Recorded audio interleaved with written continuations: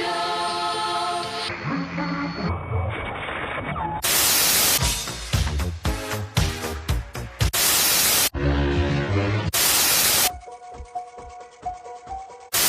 are you, fucking nuts?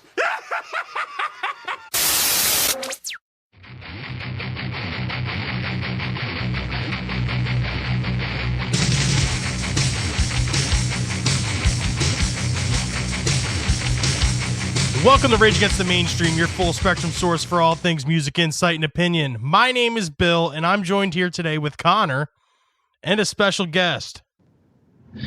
Calling from Wichita, Kansas. This is Steve, respected member here at Rage Against the Mainstream. As we last saw, I was going away to bowling school.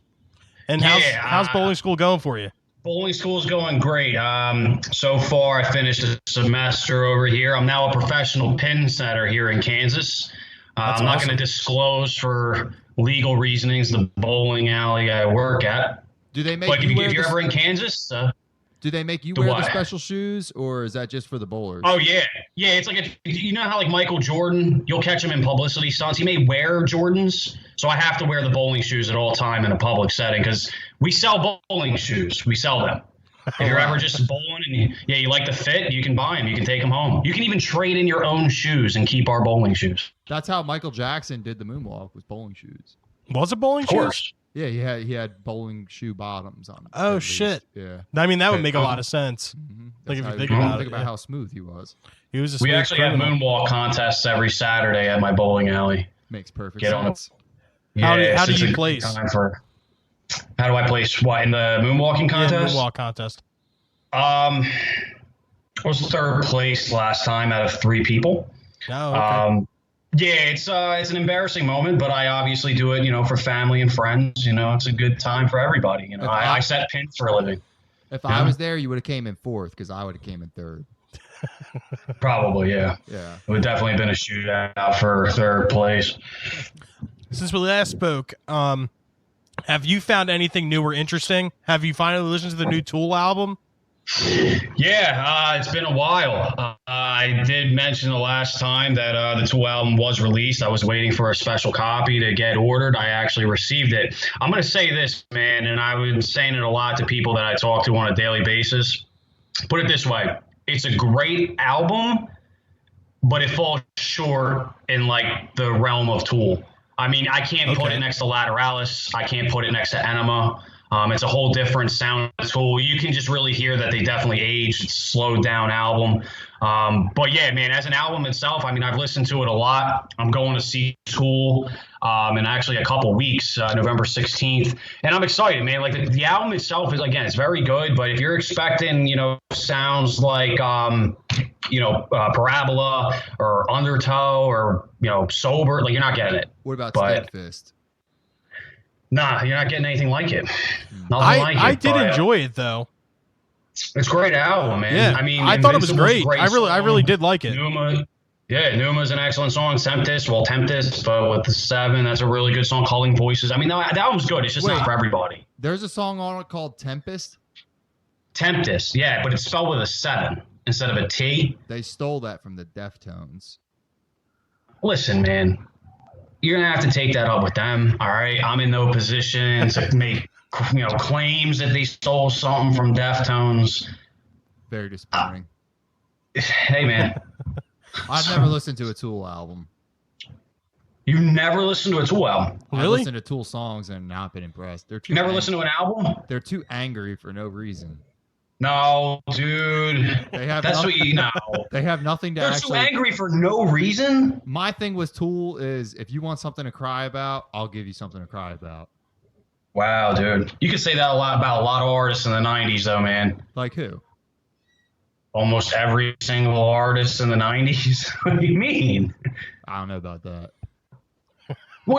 There's no Tool songs that are going out there for like some specific, angst for no reason. What are you talking about? You haven't listened to enough Tool to even make that claim. Nah, we're getting off this topic. All right. As a casual listener of Tool, not fan, they're too angry. All right. Like Rage Against All the right. Machine, they have a reason to be mad. Listen, man, it's Halloween. I'm gonna let you have that. I'm in good spirits. We'll have to revisit that at a later date. All right. So, have you heard anything new or interesting, Connor? Nothing new to me. I've been diving into the posthumous Tupac albums. In Nice. particular, Are You Still Down, Remember Me, and Until the End of Time. I would recommend for folks interested in diving into those long lost gems to listen to, get started on songs like Do for Love, Until the End of Time, Ballad of a Dead Soldier. Yeah, I would start on those three. Nice. Yo, while you're talking about Tupac, Bill, before you get into this, I think it's so funny. My sister, right? My sister listened to a lot of like that 90s, 2000s rap, like growing up. She was way more into rap than like I was, but that's where I got my influence to listen to some of this old school rap. So she has kids now. One of them's 14 years old. The other one's 11, the two oldest boys. She was driving around taking these kids to like Target or something. She put on Resurrection. Okay. She likes Tupac. Yo, these kids hated it. What? They hated it. They disrespected the crap. My sister even texted me like, yo, they disrespected Pac. They said they don't like it. But these are the kids that listen to like Lil Uzi Vert and Extension. That's and, crazy. That new mumble emo rap that's coming out these days. So she puts on Tupac for them like, yo, you kids don't know shit about rap. And then boom, they said this is garbage. Like, turn this off. Oh this my is old God. people music. Give me 20 minutes Hey, with these dude. kids and they'll be converts. That's exactly what I said. Those kids would be locked in a basement for a little bit with Illmatic until they change their attitude. Right? Well, Fucking bullshit. it's kind of funny because within that same vein, my new or interesting is the new Post Malone album. Okay. Have you heard it? No, but I've heard excerpts because of like Instagram where you see like a live performance, him performing such song or something. He's got this song, dude, called "Take What You Want From Me." It's got Ozzy on it. Mhm. Oh, yeah, you showed me that. Yeah. Yeah, dude. Did you see like all that? Ozzy Osbourne didn't even know who Post Malone Yeah, was. Could you imagine that? Like, oh, Sharon, who's this Post Malone guy? Of course, Ozzy doesn't know who the fuck Post Malone is. Well, it's funny Doesn't now know who though the fuck he because is. he did know who it was. well, it's funny now because since he did that song with Post Malone, he then took Post Malone's producer, and now Ozzy's putting out another studio album with that producer. And they said it's like back to classic Ozzy. But in the same interview, I read that Zakk Wylde isn't a part of it. Bullshit. Yeah, I don't know how they can expect to get classic Ozzy without Zakk Wylde. exactly. No. Sounds like a No. marketing attempt. And Zakk Wylde said there's no like Absolutely. ill feelings or anything, or no like bad blood. Like Ozzy was at his daughter's wedding a couple weeks ago, and he just said Ozzy put out this record, and he asked him if he minded not being on it, and Zakk said, yeah, no problem. So I mean, I don't know what to expect, but They I should have mean, at least brought him on for a couple solos here and there. yeah, Jeez. exactly. Like, dude, honest to God, if you think about it, like Randy Rhoads, everyone knows like Crazy Train and like Die Ever Madman and Flying High Again, shit like that, Over the Mountain. And then you have Jakey Lee that did like Bark at the Moon and shit like that. But for like the general Ozzy listeners, like the general music fan, the casual music fan that It's all doesn't the know 90s shit stuff. about, it's all Yeah. like No More Tears. Yeah. It's Let me all ask shit you from a that question, album. though. Because No, I don't even think Yeah. I've ever asked you this. Now that you brought up both Rhodes and Zakk Wylde, Who do Bill, I think's better? if you had to choose an era of Ozzy solo career, like as a whole, I'm talking about every piece of work that Rhodes put out with him and every piece that Zakk Wylde put out with him, which era do you think is more enjoyable, for your personal perspective? My is personal more perspective, Zakk Wylde, definitely. As far as guitar playing goes and just sheer talent, Randy Rhoads has it all day just because he was an innovator in that style of music, definitely. But as far as listenability goes and the songs, like, dude, honest to God, like that No More Tears album is fucking good from start to finish. Like, there's not a bad song on that album. But I mean, in the same respect, Diary though, of a you have Madman? songs like Diary. Yeah, you have like Diary of a Madman and shit Yeah. like that, and like those songs are really fucking good. But Yeah. I don't know. I kind of have like this like weird thing where like I really, really appreciate the Jakey Lee era of Ozzy music. Like I love the Bark of the Moon album, and I My love favorite song by Ozzy. yeah, and I love the Well, Bark Ultimate of the Sin Moon. album. Like they're both very good, Favorite but I single. think as far as it goes, it's Yeah. gonna have to be Zakk all the way. Zak's Jesus. better at All right. solos. Yeah, Sorry. absolutely. Yeah. and his guitar tone's way better than Randy. Like Randy's Maybe not so much anymore. yeah, definitely.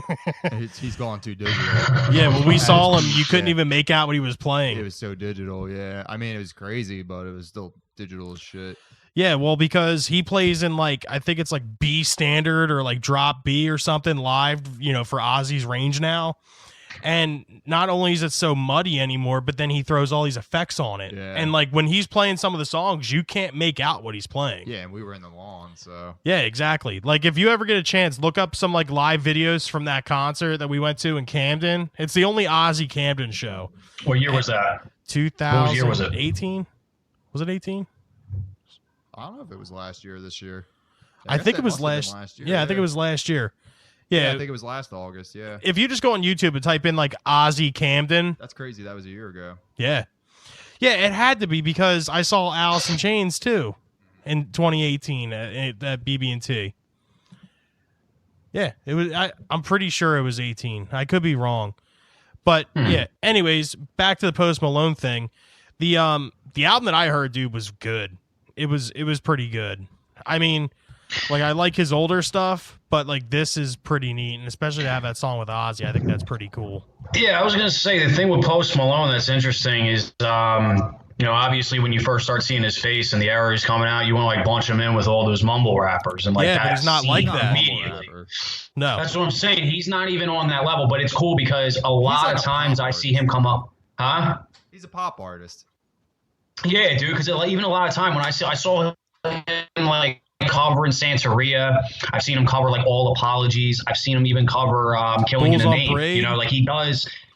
Yeah, Bulls on Parade. I've seen him because he's definitely got a lot of influence. I've even seen him just like on a tour bus, like playing an acoustic guitar with some friends and like playing like a '90s song. Like he's got a lot of cool influences, and his voice is very good. And he's personally like when you hear his interviews, he's a very relatable guy. yeah. I mean, he seems normal. He seems like if one of us three were to make it, like writing songs with auto-tune. Maybe one of you two. On this day in music history. On this day in music history, the 1961 U2 drummer Larry Mullen is born in Dublin, Ireland. I know Steve feels a certain way about you too. He's like a not Yeah. bad drummer, but he kind of just like took the post-punk styles that were all popular at the time and just Yeah, Well, he's just ran with associated it. with a very poor musical group. Well, Yeah. yeah, that's the thing. You have to You think about figure- what he's doing with what he has to work with. Yeah. I mean, he just did the 16th notes and shit that all those Yeah. post-punk bands were doing at the time. Yeah, bro, you put it out there as him as a person. If you had an opportunity to be in U2, the money they're making at that point in time, If I had an opportunity to be in U2 in the late 70s, early 80s, I would have exited by 1992. Well, at that point, you would exactly. have had enough money. knowing what you know now, you know what I mean? But Oh no! As I- soon as the demo sessions for Zeropa kicked off, I'd have been like, "Yo, I'm not playing drums on this shit. yo, I'm out, dude. I'm out. Fuck ZTV. Fuck I know where Zoo this is World going. Tour." They should make a Back to the Future episode, with Larry Mullen, where he goes back and he checks out before that era. Fuck the BONO. Anyway, 1964. When landing in Boston, Ray Charles is arrested when heroin and marijuana are found when he is searched at customs. He enters rehab to avoid jail. I think I remember that from the movie. Yeah. Yeah, didn't he? In the movie, they portrayed it where he was like in that room and they like came in, like grabbed him and shit. Yeah, They we portrayed gotta it do a little Ray on differently. here. Like, Yeah, I agree. Hell yeah, that was like the movie that kicked off biopics. Honestly, I think 8 Mile Yeah. was. okay, it ain't Mile. Yeah. All right. that was around the same time, though. Ray came out around that same time. I know Ray was from 04. I think 8 Mile might have been like 02. Oh, okay. Yeah. Yeah. And then Get Rich or Die Trying was shortly after that. 05, I think, or 07 maybe. Mhm. Anyway, 1967. Speaking of great rappers, Vanilla Ice is born Robert Matthew Van Winkle in Dallas, Texas. Motherfucker's probably a No Cowboys shit. fan. Yeah, Robert Matthew Van Winkle. Could you imagine, the people trying to come up with his rap name? Like, Well, they were probably like, yo, that's Yo, the most vanilla sounding name Yeah, on the they were planet. probably all just like, Yeah. vanilla. He's like, can it not have vanilla? It's gonna have vanilla in it, bro. Like, but I'm saying, like, you think of like rappers, like you figure 50 Cent's name, you finally find it, like, Curtis Jackson. All right, that's not too bad. Sounds like a football player. My name's Robert Van Winkle. Yeah, that sounds like the weird pedophile in like a horror movie. Like, it's the Van Winkle. You know what I mean? Like Van Winkle. That's funny. Way worse than Van Halen as a last name. Yeah. Van Halen at least sounds kind like pretty badass. Like Van Halen. Van Winkle. 1970, Michelle Phillips of the Mamas and Papas marries actor Dennis Hopper. The marriage is annulled 7 days later. I've heard about this before. Dennis Hopper's a fucking maniac. Is he? Yeah. Maniac. Well, and he was like the guy, he was in Easy Rider, and then he like turned away from all the 60s ideals in the 70s and became like a staunch like conservative, like yeah. So like pretty much everybody in Hollywood hated him by the 70s. But 1986, big jump, 16 years later, Roger Waters sues David Gilmour and Nick Mason to keep them from touring and recording as Pink Floyd. They do so anyway and later come to an agreement with Waters that allows them to use the name. And I mean, they all fucking tour for Dark Side of the Moon and The Wall now. I mean, or not all of them, but David Gilmour and Roger Waters. And dude, honestly, like I've heard live videos from both parties, and they're both extremely good. I mean, they're not Pink Floyd by any means. I prefer Roger Waters. Yeah, Roger Waters' solo shit's so good. Yeah. I mean, did you ever hear the Floyd album that came out in '87 right after this happened? No. Is that a momentary lapse of reason? Lapse of reason. Yeah. I don't think I've ever listened to it. I've just seen it on Wikipedia. Yes. Wait. No, I haven't listened to that. Was there a single? Yeah, Learning to Fly. Yeah, I know that song. On the Turning Away and One Slip. Don't know that one. Yeah, I just recently started getting into Pink Floyd. Really? Yeah. It took me long enough. Next is the Doors, my friend. Yeah. I'm falling off. I'm falling off on the Doors. There's a chance you might be able to cop my Doors CDs. I would take them all, dude. 1988, Soundgarden issues their full-length debut album, Ultra Mega OK, on SST Records. That's cool. I fucking love Ultra Mega OK. Yeah, so do I. I find it way better than Louder Than Love, which I feel like Louder. Do you really? More credit. Oh yeah, I like Ultra Mega OK way better. I think Louder Than Love is actually probably my least favorite Soundgarden album. Really? Yeah, I even probably like King Animal better. Well, King Animal wasn't all that bad. Yeah. I don't know. I really like because Louder Than Love has hands all over on it. There's good songs on it.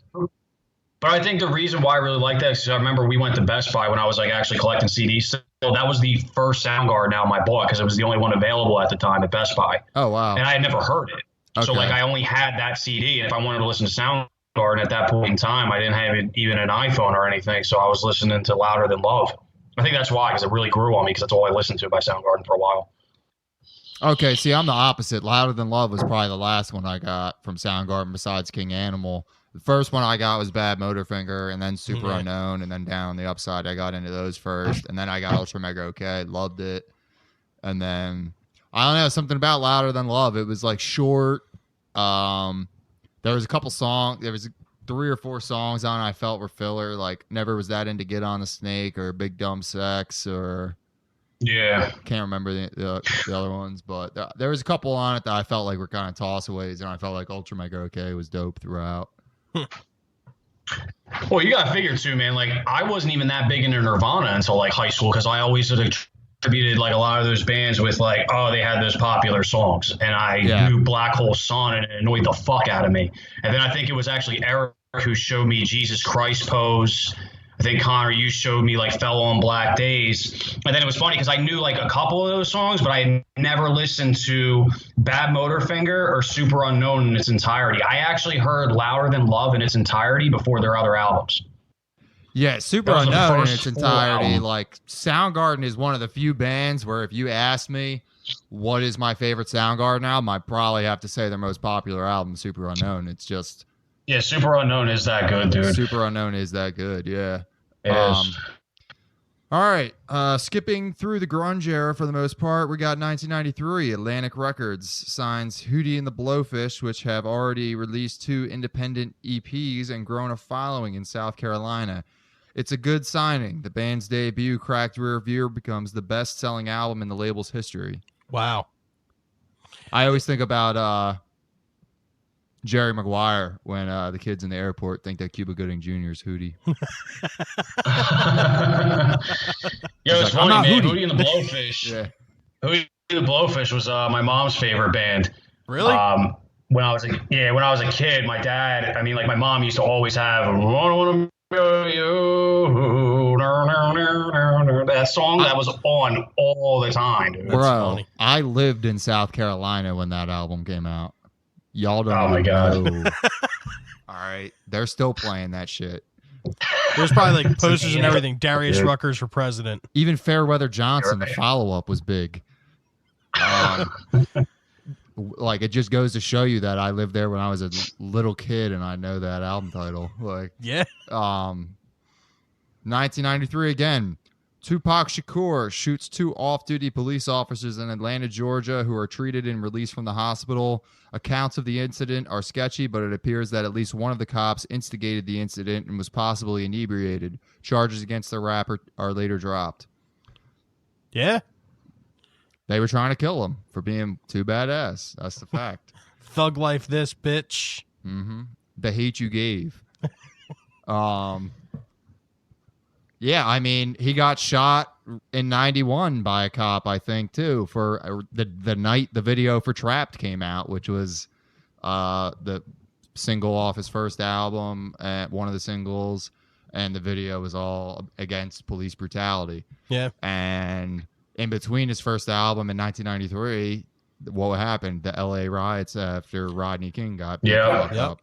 Now, see, yeah, I it's think 92. people always attribute the Tupac to being like this badass gangster dude, but he also did a lot for the communities and shit, and like tried to help out underprivileged areas and everything. Like he, deep down, dude, he wasn't like a fucking bad guy at all by any means. He was the head of the new Black Panther Party in the 80s before he was a rapper. There's people that say he was faking the whole gangster shit just to appeal to the Bloods and Crips, which were huge organizations, to try and turn them on to activism to help their communities. Yeah.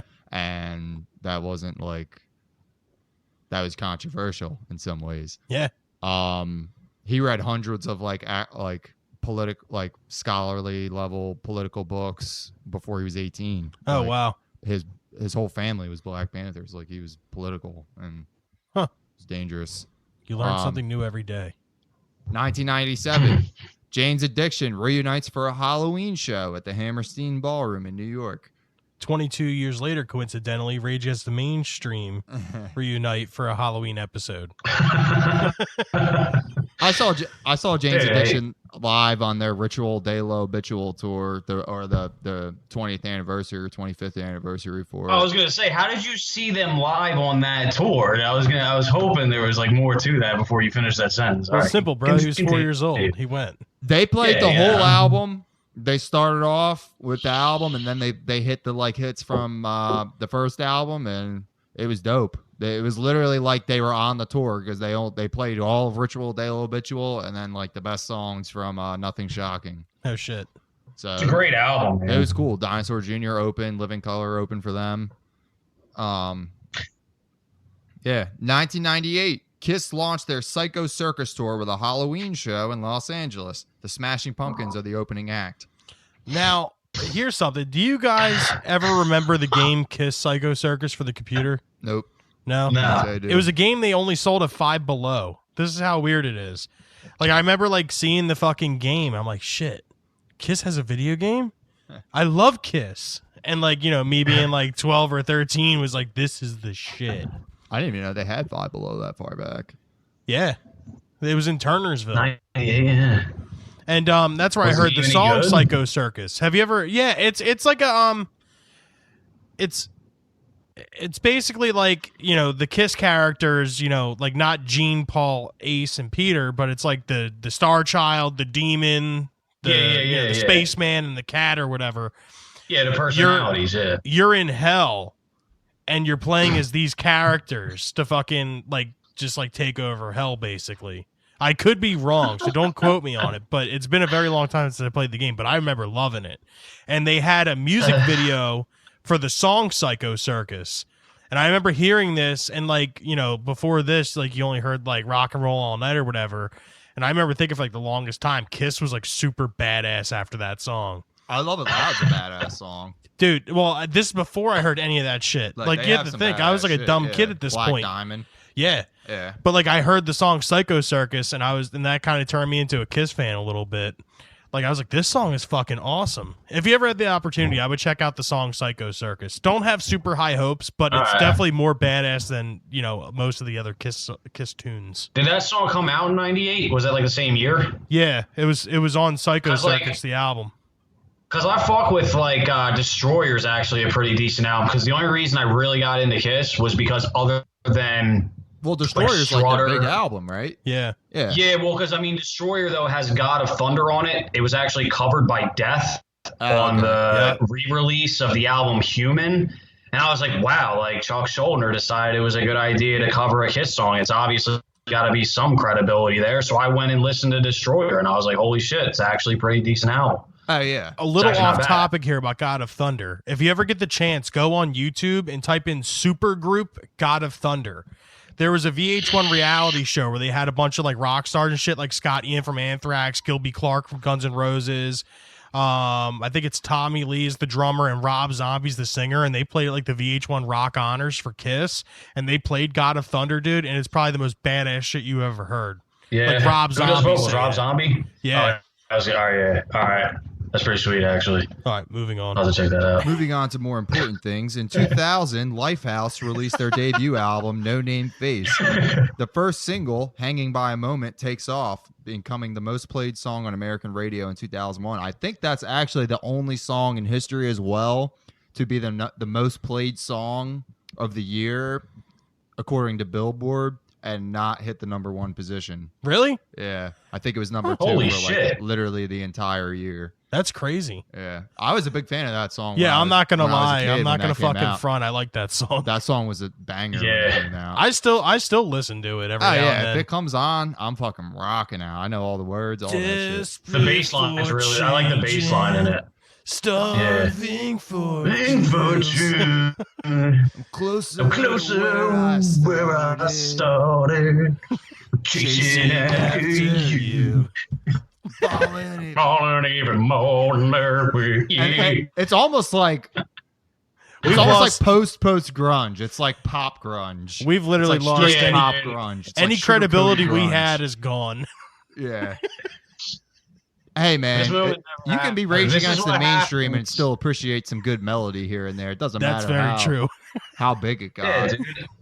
Yeah, like I can listen to Goat Whore and then Lifehouse. What's the problem? Yeah. This is America. There's nothing better than listening to Lifehouse after a nice anal cunt record. You know what I mean? I mean, you gotta mix it up from time to time. Just no Nickelback ever. That's the thing. Or Nah, we don't go that far here. 2005, en route to the next stop on their Never Sleep Again tour, the van carrying the band Bayside skids on a patch of ice and flips over on a highway in Cheyenne, Wyoming, killing 31-year-old drummer John Beats Houlihan. Most of the other band members sustained minor injuries except for bassist Nick Ganabarian, who breaks his back when he's thrown from the vehicle. That's crazy. Well, they stayed popular a long time after that. Yeah. So I guess they recovered. I mean, that's terrible for the For the drummer. for the drummer, yeah. And then the bassist broke his back. I'm sure that was no picnic. Yeah. I mean, hey, that's sad. yeah. Happy Never a Halloween. big Bayside fan, but Nah, me either. uh, I appreciate them. I'm just not a big fan of them. yeah. Anyway, 2007. Elvis Presley tops the annual Forbes magazine list of most profitable dead celebrities, his estate having taken in $49 million over the past year. John Lennon makes the #2 spot. George Harrison, James Brown, and Bob Marley also make the list. Oh, wow. That's crazy. Well, that's the thing, dude. Everything has a fucking Elvis sticker on it. Like, every piece of Elvis memorabilia, like, has to go through, like, the Elvis camp before it reaches stores. Or they pull. Yeah, that well, just shit. think about that in a grand scheme of things. Elvis's dead body is raking in more money than all three of us combined will probably ever see in our lifetime. Yeah. That's crazy. Mm-hmm. That's crazy. Well, Like, it's almost better financially to be a dead Elvis than a breathing human being today. Unbelievable. Very unequal. Yeah. 2008 in Nottingham, England, 1,227 people in zombie garb performed a dance from Michael Jackson's Thriller video, setting a new Guinness World Record for the largest gathering of zombies. The stunt pushes the song back into the UK chart, where it lands at number 35. that's crazy. Yeah, I mean, Well, Michael Thriller's- Jackson's dead body's also making a lot more than the three of us combined will ever Of touch. course. Oh my god. Yeah. Well, that's the Yeah. thing too. Thriller is like that quintessential like Halloween song. And album, man. Oh, Yeah. Well, it's one of the Well, it's funny because if you Halloween, listen, Yeah. essential album. bro, if you listen to radio stations, it's like they don't even know what to play that's Halloween related. So you'll hear the Monster Mash 3,000 times. Ghostbusters. And Thriller in between. Yeah, and you'll hear the Ghostbusters theme from time to time. Like there's so many other Halloween theme songs you can play, but on 102.9, Boris Oh, the yeah. certain Spider. stations like that. Boris the Spider. There you go. Boris the Spider. Boris the Spider. Yeah, they hated that. The fucking Who. That was the #1 worst song they hated to play live. I bet. My former bassist, Pete Townsend Jeff, wanted to cover so that. fucking can't stand it. Yeah. Terrible. 2010, Demi Lovato deletes her Twitter account and enters rehab after suffering a nervous breakdown on the Jonas Brothers tour, among her other commitments. I don't even know what to say about this one. I'd probably have a nervous breakdown too if I was touring with the Jonas Brothers. Facts. Music news. Today in music news, October 31st, 2019. We forgot to mention at the beginning of this episode, happy Halloween to all of you people out there. All of our listeners, our international subscribers and everything, Dia de Muerte. even the people back home here in New Jersey on the the East Coast. All right, first thing we have here is something that is near and dear to my heart. Eddie Van Halen has been diagnosed with throat cancer. Eddie has been flying between the United States and Germany to get treatment for throat cancer, which he believes was caused by a metal guitar pick that he used back in the day for the past 5 years. He's been making these trips to Germany. He did have tongue cancer at one point in the 90s, I believe, or the early 2000s, and they cut a third of his tongue. Why does he believe it was caused by a metal guitar pick? Because it's the same reason why, people don't want to say that cigarettes causes lung cancer. Did he smoke cigarettes? Yeah, he still does. Oh, there it is. Yeah. But Fucking metal pick. What, he put in his mouth a lot? Is that his yeah, excuse? that was excuse because he's in the studio. Doesn't Yeah, make any sense. That did it. But however, on a lighter note here with Eddie Van Halen, a couple weeks ago, his son posted on Twitter that they were both at the Staples Center to see the Tool concert, and a random concert goer asked Eddie Van Halen to take a picture of him with the stage behind him without knowing that it was Eddie Van Halen Had taking Yeah, the no I picture. saw clue. Was that, anything on yeah. And then Yeah, it's later on crazy. that night, he, him and Wolfgang went backstage and were hanging out with Tool, Adam Jones and stuff. All right. Next thing we have here in music news is Eddie Money, who we've mentioned on this podcast before, and we've been, inadvertently chronicling his illness. He died at age 70. The singer and songwriter whose songs Baby Hold On, Two Tickets to Paradise, Shaken, and Take Me Home Tonight soundtrack popular music in the 1980s, died September 13th. Money just recently revealed that he was diagnosed with stage 4 esophageal cancer before his death. I always liked Eddie Money, Yeah. especially as So did I, appearance on man. King of Queens. Yeah. I've always liked Yeah, Eddie this Money. there's so many hit songs there, dude. I mean, like, you want to talk about songs that you just like heard on the radio that just like always stuck with you. Yeah. You figure driving around my parents as like a kid and stuff. Like, my dad's always listened to classic rock stations. So now, like, when you get older and you figure out who those artists actually are, those songs just have such a level of nostalgia in them, man. I saw Eddie Money live at Disney World. Really? I mean, you had to pay more to like get into the section where the But you can outside hear it. amphitheater was, but you could see him and hear him from the outside. And That's I mean, we awesome. didn't like stop that long. It was like 5 minutes, but like I saw a brief flash of Eddie Money. Still Eddie Money, regardless. All right. Here's something that's that speaks to me and you maybe a little bit more than Connor here. Chris Adler breaks his silence about leaving Lamb of God. Is he related to Steven Adler? No. Damn. Thankfully not. Yeah, Chris Adler's a way better drummer than Steven Adler. Yeah, it's not even comparison. Chris Adler has broken his silence about his departure from Lamb of God. He released a statement in which he finally explained some of the reasons for his exit from the band he co-founded 25 years ago. I'm not going to read it word for word here, but he felt like it was time to address many questions. He gave his 26 years of his life to it, and basically he just got tired of phoning it in every night. He said, he loved the fact of playing these songs and whatever, but they kind of started to lose their luster, playing the same song or in the same set every night. And, he's ready to move on. There's not really any kind of, how he exited the band or, whatever. He did say that it wasn't his decision. So I don't know, maybe if it was a manager decision or maybe just a band discussion and that's how it ended. But, at least there's some sort of closure there. And it's not just, oh, here's our cruise. Hope you enjoy it. I give him props.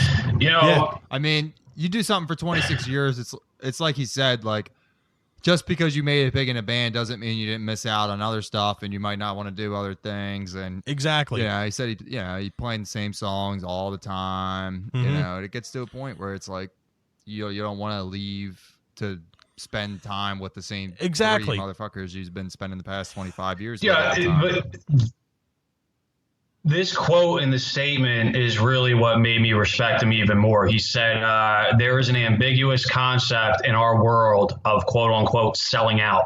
I cannot define that outside of my personal understanding, but know that being trapped in a quote unquote creative formula and or playing the same song 10,000 times did not bolster my love of playing. Like, this was perfect because Bill, as much as I do, like, fans of Lamb of God, huge fan of Lamb of God. But there's eras of Lamb of God that I'm a fan of. Yeah, exactly. Like, I love As the Palaces Burn. I love New American Gospel. Yep. Ashes of the Wake is a fucking flawless album. But then Sacrament comes out and Wrath comes out. And, they started going down. Because it's funny, too. Even their set list, dude, when we saw them together with Amon Amarth, that was to a T, the same exact set list that I heard them play the year before on Slayer's other final tour. Well, that's the thing, literally, dude. It's because they know what their fans want to hear. They know the songs, and they just give it. I mean, you never really got into Lamb of God, Connor, but like if you were to delve into like heavier metal like that, Lamb of God would be the band for you. And to fully understand like where he's coming from, like if you were to see them live, like you would 100% get it. Like I did like what Chris Adler following what you were saying, Steve. He said, "I've never been one to quote unquote phone it in. I'd rather mow the grass." He's like, I just want a normal life at this point where I can fucking relax, and be me. Yeah. I mean, dude, he's had an illustrious career. He's played with Megadeth. He's done a bunch of stuff. Like, he really has nothing to prove at this point. He's probably in his 40s. It's probably getting harder and harder for him to keep older up than these that. parts. Yo, think about this, though, man. What do we talk about on the first thing of On This Day in Music History? This is what Larry Mullen should have done. Yeah. Like, he's checking out now while he still can to salvage his own respect. He's done what he's supposed to do. He's created enough work. Because I'm going to tell you right now, Lamb of God, I listened to him for two things, and it was the first thing was Chris Adler's drumming. Well, yeah, not for nothing, His but drumming is so fucking good. Larry Mullen could probably play most of his drum parts until he's fucking 80. Yeah. Chris Adler, nah. Well, it's another thing. You've heard enough Lamb of God. Yeah, I've heard enough to know that like fucking Larry Mullen doesn't hold Chris Adler's jockstrap inability. No. But I'm saying, I think it's too, he's obviously not going to come out and say it, but if you, again, being a fan of the band and you're seeing the direction they're heading into more of that mainstream quality sound, because even when they released that Burn the Priest album that was all covers, it was cool because they went back to that old, name and persona, but it's still like, a very polished, newer Lamb Yeah, of God exactly. style. And I don't know, man. Like that's one thing, man. Ashes of the Wake, I still listen to that album like front to back continuously. It's just so good, and I think this was like the perfect time. And I'm excited to hear what their new work's gonna sound like. They're still amazing live, even with the new drummer they have on there. Me and Connor were talking about it on an episode where you weren't here. Yeah. He there was the first things I notice when I go to a show is I always look at the gear. And when I noticed the drum said Crush, I knew that Chris Adler plays Mapex drums. And I was like, okay, maybe he changed endorsers. And then I saw Art Cruz after a little while when they put him up on the screen. I was like, oh shit, that's not fucking Chris Adler. Then Connor asked me, he said, well, if your eyes were closed and you heard him play, would you know it wasn't Chris Adler? And honest to God, I don't think I could tell the difference between the two. Wait, was I there? No. You asked me on an episode here. Oh, okay. I was Steve. about to say, did I see Lamb of God and didn't even fucking remember? No, you'd remember that. But yeah, I mean, I'm excited to hear what they have coming forward. I mean, it sucks because Chris Adler is, like we said before, he's one of those great like metal elite drummers. Like honest to God, he's second to none.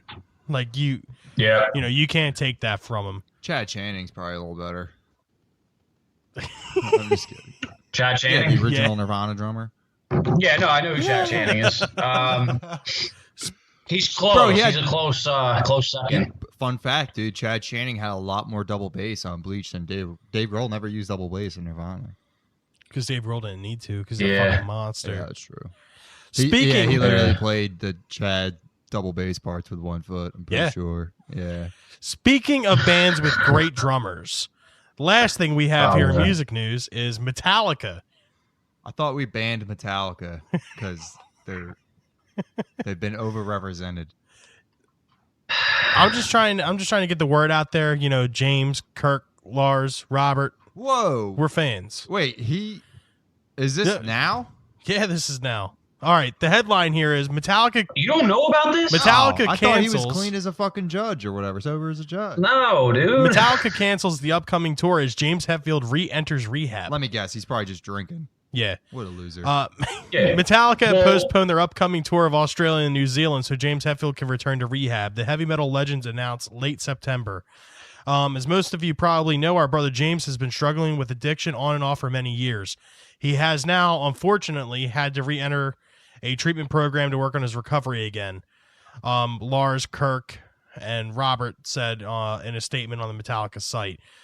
We fully intend to make our way to your part of the world as soon as health and schedule permit. We'll let you know as soon as we can. Once again, we are devastated that we have inconvenienced so many of you, especially our most loyal fans who often travel great distances to experience our shows. We appreciate your understanding and support for James, and as always, thank you for being a part of our Metallica family. Listen, it's crazy. I'm going to come out and say this because, I've been following this for a period of time. Yeah. Bill, I remember when you actually sent me the article when it was first posted. First of all, I can already picture Lars Ulrich being the one to make like public statements about James Hetfield and like being a business decision. Yeah. Because first of all, they already have tour dates scheduled. Yeah. Like future tour dates. So they're just like under the wind that this man's just going to go to rehab. He's going to come out and everything's going to be back to normal. And that was another thing because I used to see people, follow the Metallica Instagram and they would post on the page like, get well soon. Can't wait till you get out and you're better. Like, people don't understand, like, addiction and alcoholism isn't just like you go to the hospital and get a broken fucking leg fixed. Like, this man is obviously going through a lot of shit. And at his age and the money that he's making, it's almost harder for him to, like, why would you stay sober? How are you not going to have a beer? How are you not going to go out there and do those things? I mean, obviously, we watched the Some Kind of Monster documentary. Some Kind of Monster. Yeah, like how he was during that time. And now this is going on some years later where the problems are still there. But it's crazy because this was like the same concept with Amy Winehouse. Yeah. Granted, the substances are different from alcohol and drugs being heroin, but it's like the same thing. Like you guys, like Lars is probably sitting there still talking to people about like, all right, we're going to do this date. James will be out at this point. At this point, you should be like, there's no real step back to be like, yo, this man needs some fucking help, like some real help. Yeah, I mean, and we've Not talked go about to this before. therapy. Like, without a James, there is no Metallica. Hell no. Like, everyone else in that Hell band no. could be replaced tomorrow, and there wouldn't be a single problem. Absolutely. Metallica might finally be ready to implode. Yeah, maybe the mighty Metallica monster might come to a screeching halt. Although you can't I'm gonna tell you- cancel tour dates. Like, No. if you don't make I it know, up, but it's- you're financially fucked. Like that shit costs mad. Well, I mean, let's put it You this way, basically have to Metallica pay dumped- for what they would have got paid. Well, let's put it this way: From the Metallica tickets. fucking wasted $90 million on a movie that fucking flopped in the box office. I don't think them getting sued for tour What date movie did they spend $90 million on? Through the Never. It was it was like a concept concert movie. Yeah. Why yeah, the just hell put it- would this they is like- spend $90 million on a movie? Listen. Dude, they bought their own production company and This is- everything. This is the epitome of it. You just mentioned the movie that they spent $90 million on, and Connor had no idea what the fuck you were Exactly. talking about. You know what I mean? That just goes to show you, Dude, like, it was only released in theaters for like a week because it did so bad. I know, dude.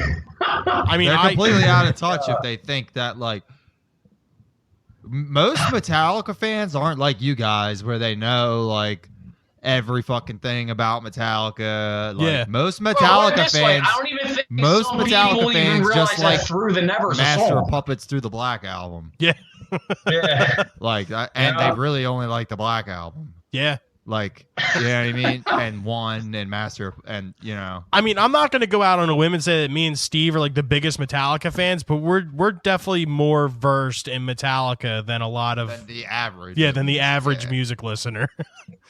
Because you get that world of Metallica fan where they'll refuse to listen to anything beyond like Injustice and the Black Album. Then you get the ones that appreciate the Black Album and then like the Load and Reload era Yeah. more so, that are on like the radio bait. But then you get the ones like, and me and Bill and Connor even like with certain bands understand this.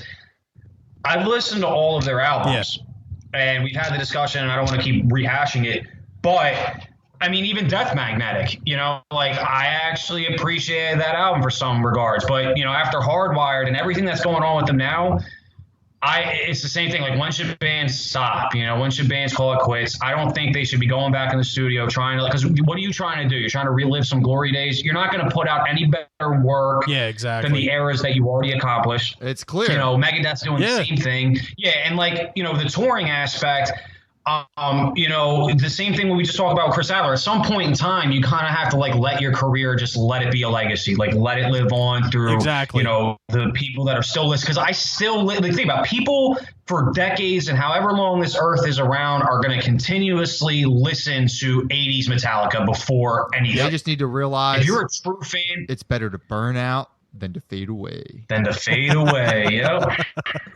All right. Well, Neil Young knew what the fuck he was talking about, Yeah. man. And Courtney Love when Hell. she wrote Kurt Cobain's suicide note. Yeah, she was like, she probably heard pre-production for the new album was like, this is gonna ruin their legacy. I have to end this on my own terms. Or she saw the pre-production of the impending divorce. That possibility as well. Plus, she had an album coming out herself. It was a perfect storm. all right. Well, since this is Halloween, This is Halloween. This is Halloween. Halloween. Anyways, I feel like since this is Halloween, I feel like this is a better time than ever to talk about shock rock. And when I mean shock rock, I Okay. mean bands like Kiss, like Alice Cooper, Rob Zombie, Marilyn Manson, you know, Insane Clown Posse to an extent. Slipknot, you know, shit like that. Would these bands be so coveted if they weren't like so like in your face with like the aesthetics and shit? Marilyn Manson, Alright, so- definitely no. Yeah, I Definitely He no, needed the image 100%. 100%. yeah, I don't feel like Marilyn Manson's music. I mean, don't get me wrong, like I like some of his tunes and shit, but I don't feel like if the whole like persona The of Marilyn package. Manson, yeah, if you didn't have that, he wouldn't have done anything really. And half of his hits are covers. Yeah. So it was really all about the image and And- just turning shit up. And honestly, not for nothing, like Trent Reznor's his fucking producer. So, I mean, not, you know, I'm not going to fucking sit here and suck Trent Reznor's dick, but anything he touches is pretty fucking good. Yeah, Trent Reznor is a musical fucking genius. Yeah. I mean, I'm not even the biggest Nine Inch Nails fan. I like Nine Inch Nails. Yeah. I own their, a fair amount of their albums. I don't have all of them or anything, but I have up until The Fragile, I think. But Trent Reznor has a vision, and Yeah. definitely no denying some of the Nine Inch Nails shit, like Pretty Hate Machine, Downward Spiral, Broken. That shit you cannot deny. Yeah. Rob Zombie, I think he would have been fine, even if he was like a normal looking motherfucker. Yeah, exactly. Yeah. I mean, So because you even look at. Go ahead, Steve. no, I was gonna say the thing with Rob Zombie is, and we talk about like the Shot Rock because there's one band specifically that you didn't mention that I'm actually a huge fan of as the band, and not actually their theatrics, which is Gwar. Oh yeah, Gwar. Like, I completely Gwar- forgot about Gwar. Yeah, like Gwar is not even so much because like we have it in like this horror kind of theme, but then yeah, when you expand it out to bands like Slipknot, and like Marilyn Manson, where they take on those personas and like act a certain way, even like Alice Cooper. But Gwar has some like really good fucking albums as a thrash band. Yeah. And Rob Zombie, this is the thing. Rob Zombie, I think his solo career, like I almost put in the same realm as like Marilyn Manson. I don't even really like a lot of Really? his solo shit. I really don't. Like Hellbilly Yeah, I Deluxe mean, and shit. like You don't that like that? Hellbilly girl- Deluxe is fire. The Sinister Urge. This is the thing though. But I think there's a huge difference because it's the same thing with Gwar. Like, because I'm so accustomed with White Zombie. And even Astro Creep, Yeah. you could see the direction he was heading with White Zombie, that he was able to take that and make it more into like that industrial Nine Inch sound. Nails. Yeah. Yeah. Well, it was and, all like, around that don't same get me wrong, time actually, period it's too. not. It was like, before. yeah, Yeah. it was it then. Yeah. But that's the thing, though. The music that's there, it's like I never even listened to Rob Zombie or even White Zombie for like the like people listen to Marilyn Manson because of that Because image, they want to because listen of to that Marilyn Manson. style. Yeah. I think he's cool. Yeah, like I'm telling you right now, any single person that may, or even my fiance meets that like find out I listen to metal or she listens to metal, Marilyn Manson and Slipknot are like the first two. Like, yo, you like Marilyn Manson? You like Like, why does that have to be the category that immediately you think if I listen to metal, I like Marilyn? Like, have you ever listened to Marilyn Manson? That's like what I want to ask these Yeah, he's people. not metal. Like, what do No, you think? not at all. That's what I'm saying. Like, but people, because of that He's a image heavy and that dark alternative. vibe, Yeah, if it's that. very Yeah. Heavy pop. and- Yeah. Hard pop. I mean, don't get me wrong. I like Beautiful People. That's kind of like the only Marilyn Manson song I really fuck with. Just because I like that. But think about Like, it's just like cool sounding. I don't know. I like Tainted Love. Yeah, that's good too. Even his cover of This Is Halloween. That's good too. Okay. Yeah. But yeah, I mean, like even like bands, but like for instance, like Kiss. If we go back to Kiss, which is like that main one, I think Kiss could have done it even without the theatrics. I think Kiss would have been all right if they weren't that. I don't think they would have been nearly as iconic. They definitely wouldn't have been as but their big. music is Yeah.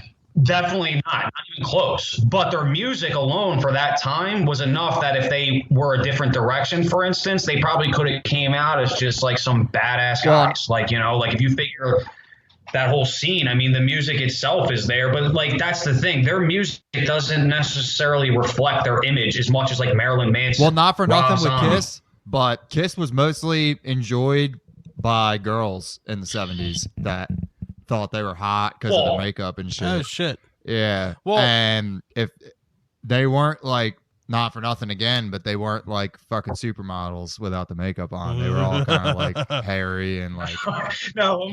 Well, it's also funny too that Yeah. we're talking about like their talent and music and whatnot, because I've heard multiple interviews like with their manager at the time yeah. that said that they had to have the makeup. Well, back then, dudes like Black Sabbath and Led Zeppelin, and girls liked Kiss. Yeah. Like, girls that like had like a hard rock boyfriend or whatever that didn't listen to like Waylon Jennings or whatever the fuck, Yeah. Jim Croce. They fucking the girls that dated those dudes liked to like Kiss and shit until disco came out, and then they were all Yeah. like, all right, we're going. And then with Kiss disco." went disco. Yeah, Kiss. Yeah. go. Oh my God. Yeah. Oh my God. But yeah, But yeah, anyways, I- what I was going back to with their manager, their management had said, like on multiple interviews I've heard and read and listened to, that Kiss would not have gone as far as they did if they had come out with just the makeup. or without the makeup. You know what you follow what I'm saying? Look, Yeah, of course. like if they would have came out as normal dudes unmasked, they wouldn't have been as successful as they were. No, not even close. But I still think Kiss would have been. I still think they would have made a big label. I still think they would have had some hits. But like, if you think about the way Kiss is remembered, Oh my God. like anytime, like, if I hear the band Kiss, I mean, think of the first thing that comes to your mind. Gene Simmons. Is that theatric, Yeah. the paint, everything. Gene Simmons. Honestly, the you know what first thing mean? I think of, Yeah. like when someone mentions Kiss, like honest God, you know, like how like when you hear something, you have like images in your brain. The first image that I think Yeah. of is from the Rock and Roll All Night video when Gene Simmons is spitting fire. The first That's thing- the image that comes Yeah. to my head. I always just think of "I Love It Loud." I just think I hear Yeah. that. I hear that. Kiss. Yeah. That song is pretty fucking Fuck bad. that song. Yeah, I heard that was like the first song when I was a kid that got me into Kiss. You know, I downloaded "God Gave Rock and Roll to You," and I actually I hate realized that song. that song's actually pretty good. I hate that song. God gave rock and roll to you. That's one of my least favorite No. songs. Well, because I was of the watching 70s. Bill and Ted, and they had that shit in the second movie. Kiss is supposed to be some Oh, like man. shock rock demonic act, and then they're Yeah, singing. honestly, though, rock and like, roll To look at Kiss and not know their Sounds like the music fucking and Muppets. just like hear them, or just like the visual on Kiss, like you would think it would be like the nastiest, like dirtiest, fucking heaviest shit you've ever heard in your life. Well, think of the idea of what Corpse Paint is now with black metal. Yeah, bands. exactly. I mean, that's a staple in black metal music, and it's funny because 90% of the people who see something like that, their first thing is like, huh, Kiss did that, you know? Yeah. Because you figure black metal didn't fucking exist at any point in time when Kiss was writing their hits and That's shit true. and touring, That's very true. you know? But like Corpse Paint now is just really funny. It's just like that whole thing that Kiss did with the sound, and like it even goes back to like Alice Cooper, because Alice Cooper, like his early work, he wasn't nearly in like that whole shock rock scene and stuff. You know, like going on, like, Yeah. I mean, think of like I'm 18. Think of like No More Mr. Nice Guy, School's Out. I mean, none of those songs you would think that eventually, like when he went out and did like, you know, like songs like Feed My Frankenstein and shit like that. And then he came out there with that same type of vibe that like Rob Zombie was producing, that Kiss, like, it's just like different ideas. But like, I think Alice Cooper would have been all right, you know, without having to go that Well, way. honest to God, I I'm think going to Kiss, like- contradict you on this one.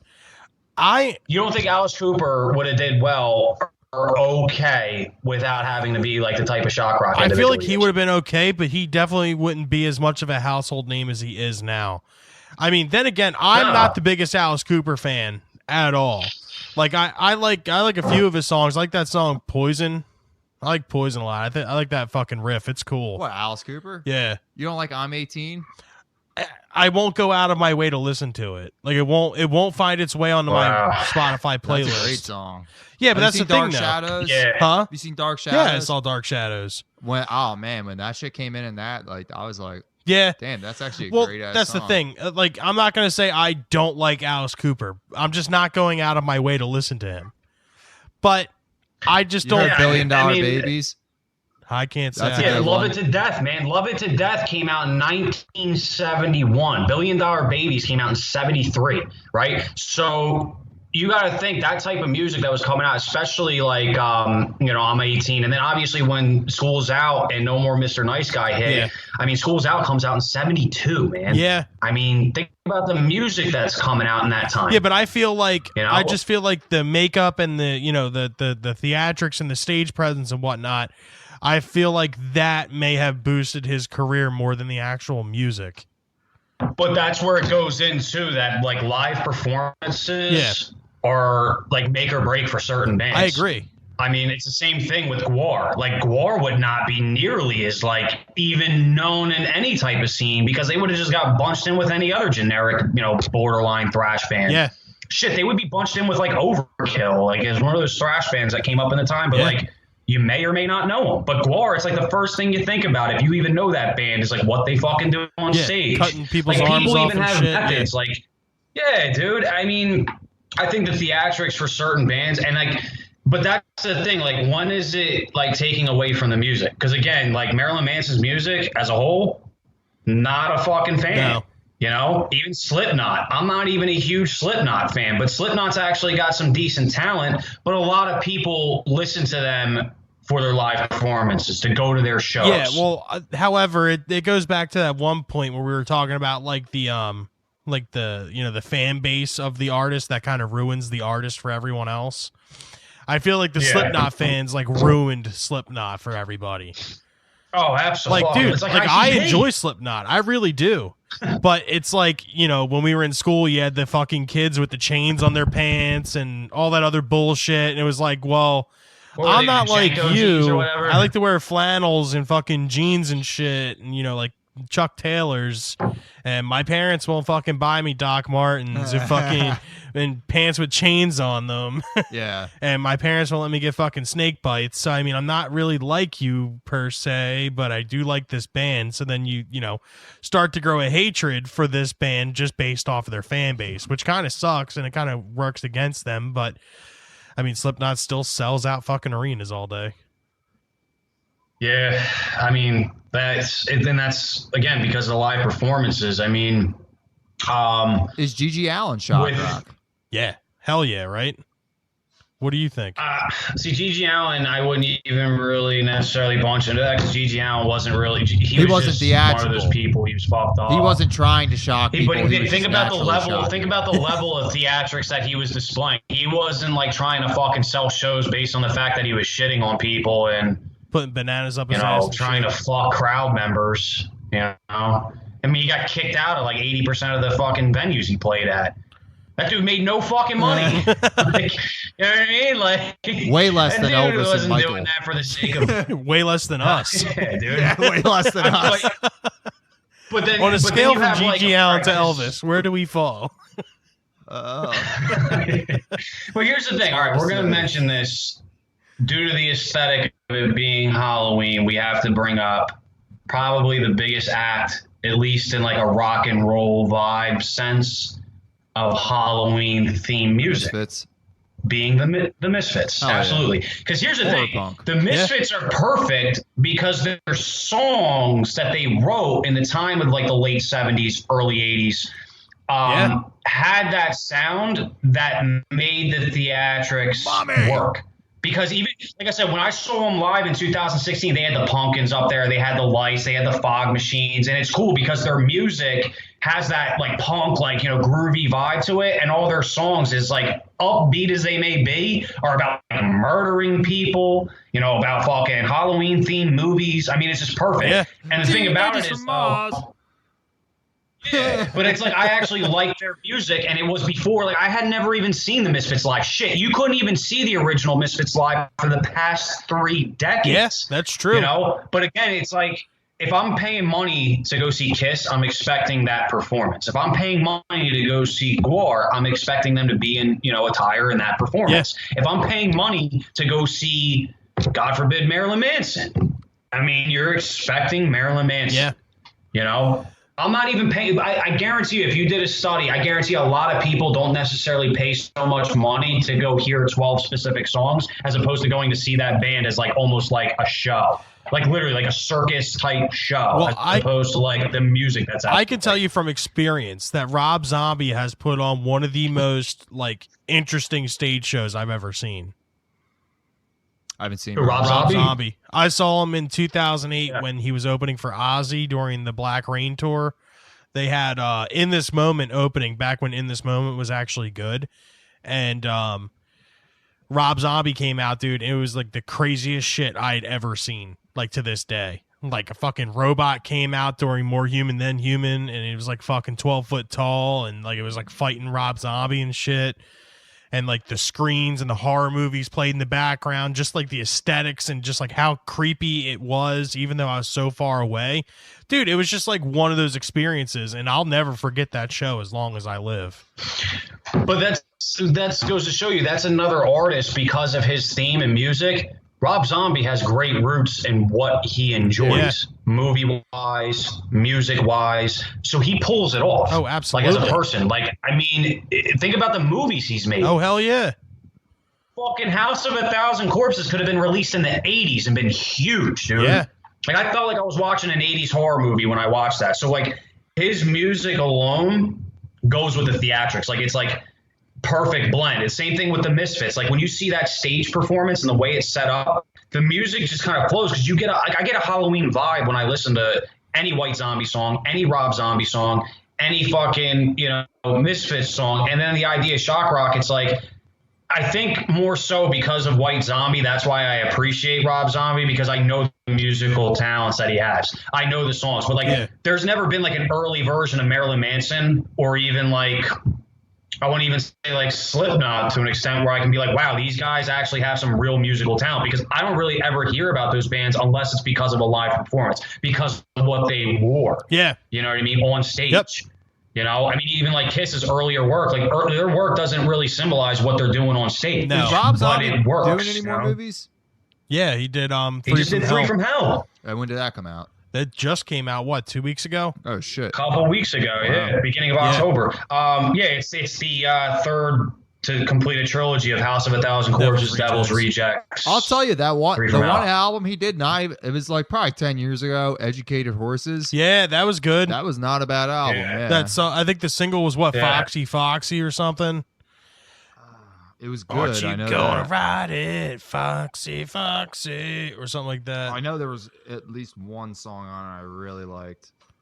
The song "Educated Horses" was good. Maybe that's the one. Yeah, educated horses, dude. American Witch. All right, so American Witch. That was a badass song. The American. Yeah, that. Oh my god, I got to put that on my Spotify now. I'm glad you said that. I So- forgot about that. Okay, and then he just did We're Hellbilly gonna, 2 since then. I think.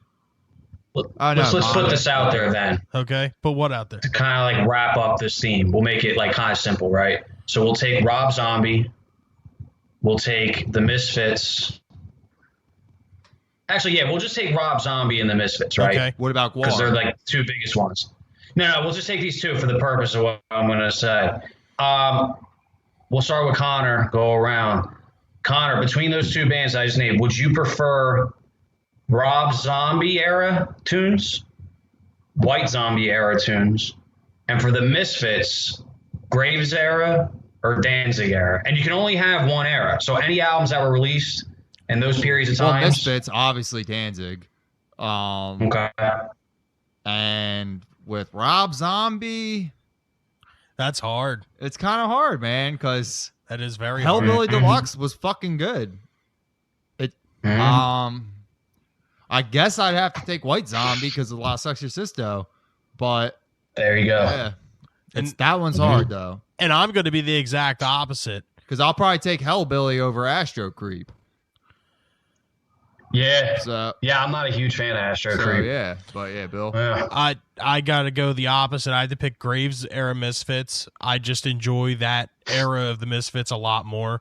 It I don't know. Like to me, like Dig Up Her Bones is fucking awesome. Well, you like the hard rock stuff, Yeah. more than like the punk stuff, and the Graves era is more hard rock, than, Exactly. like, punk. Yeah, more polished. Yeah. It's almost like the difference between like Alice in Chains or Nirvana. Like Yeah. Danzig era kind of had that rawer edge to it, more punk, quick songs, and yeah, American Psycho, Famous Monsters kind of became more polished Yeah. and like more of like a metal tune from like Doyle, his guitar. work. Exactly. And I'm gonna have to go with Rob Zombie era Rob Zombie music. I mean, Hellbilly Deluxe, Sinister Urge, Educated Horses, like they're just good. Like, Yeah. I mean, there's more material with the Rob Zombie era Rob Zombie tunes than there is the White Zombie shit. But it's just hard though, because the fucking White Zombie tunes are just so good. Like it's just Yeah. they're just good, like vibing songs. Like they got grooves. They're just good songs. But I'm gonna have to go with just Rob Zombie on that one. All right. Yeah, I mean, Connor, I'm on the same boat with you. I mean, great. Here's the thing with the Misfits, because like you guys both know, like I'm like quintessential. I just love the Misfits with everything exception of the Doyle era, or not the Doyle, the Jerry Only era. Yeah. Jerry Only era is absolutely garbage. But Danzig Misfits, just because of Static Age, I mean, Earth AD, it's just so different, it's so Walk good. Among Us. Walk Among Us is just front to back flawless. I mean, Static Age front to back flawless. But here's the thing. I listened to American Psycho and Famous Monsters a lot more in recent times, front to back, than I actually have the Danzig era until I went and saw them live and heard the Danzig era tunes. Because I always tell you, like, when I listen to a band live, it almost like rejuvenates that love for like certain songs. Oh, yeah. Like when they came out, they started with Death Comes Ripping from Earth AD, and hearing that live, dude, I'm like, wow, dude, I forgot how fucking good of a song that was. And then with Rob Zombie, I mean, just because of Lost Exorcisto, that's the only reason I can really take White Zombie era, because Lost Exorcisto from front to back is perfect. Like all the little clips that they add in there, all the little like in between audio tracks that they use, all the little like tidbits in the music, like Welcome to Planet Motherfucker. They perfected like the shit they were doing on the EPs in the 80s that were like more noisy and more like sound clippy. Yeah, like like the Soul Crusher album. Like they really took all that, and like Lost Exorcisto as a whole is just like Warp Asylum is such a fucking, it's just so heavy, dude. Like so good. Lost Exorcisto doesn't get nearly enough credit from people talking about great 90s rock albums at all. Oh, hell no. No one ever that fucking album brings it up. It's in a league of its own because it's just so different. Yeah. I mean, it's fucking groove metal, dude. Yeah. So different. All right, so Personal suggestions? yeah, let's get into our personal suggestions. All right, so I guess I'll go first. My personal suggestion of the week is to check out the 2009 release from Cannibal Corpse, Evisceration Plague. And the standout track would have to be Evisceration Plague. And I feel like this is the perfect opportunity to be able to recommend something like this for it being Halloween and everything. And you don't get much fucking darker and spookier than Cannibal Corpse, in my opinion. Yeah. And probably my horror movie to point out would probably be the 2018 Halloween sequel. The Rob Zombie? No, the John. Oh, you're talking about the very new one that just came Yeah, the out? one that just came out. Yeah, 2018. Yeah, what's cool about that is they took everything after one Yeah, exactly. and replaced the idea of what two was and kind of do a new thing. It's actually funny. Speaking of which, Connor they watched that one before he's ever seen the first one. The 1978. Yeah, Connor's never seen the original? first one. Connor's Wow. only seen the new one. Sorry, bud. Unbelievable. All right, so yeah, my suggestion is Evisceration Plague, the album and song, and 2018's Halloween. What do you got?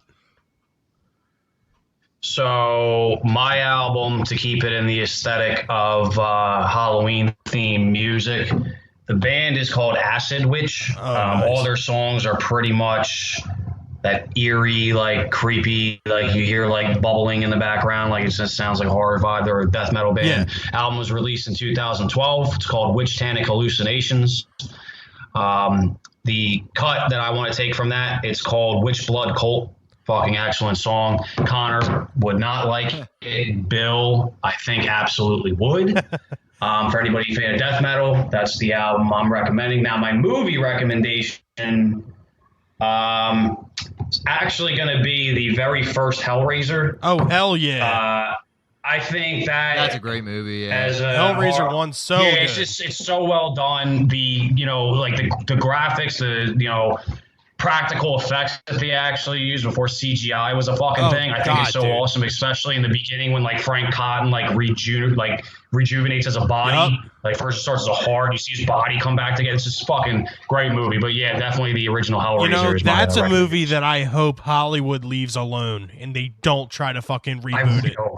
Like that movie is perfect the way it is. Like I hope they don't get some fucking bug up their ass and go, you know what? We have to remake Hellraiser. Yeah, I really hope they don't do that. What do you got, Connor? Really hope so. Okay, for my album, I have Regina Spektor's third album from 2003. It's called Soviet Kitsch. She was born in the former Soviet Union. For songs to check out, Poor Little Rich Boy, Ghost of Corporate Future, and Chemo Limo.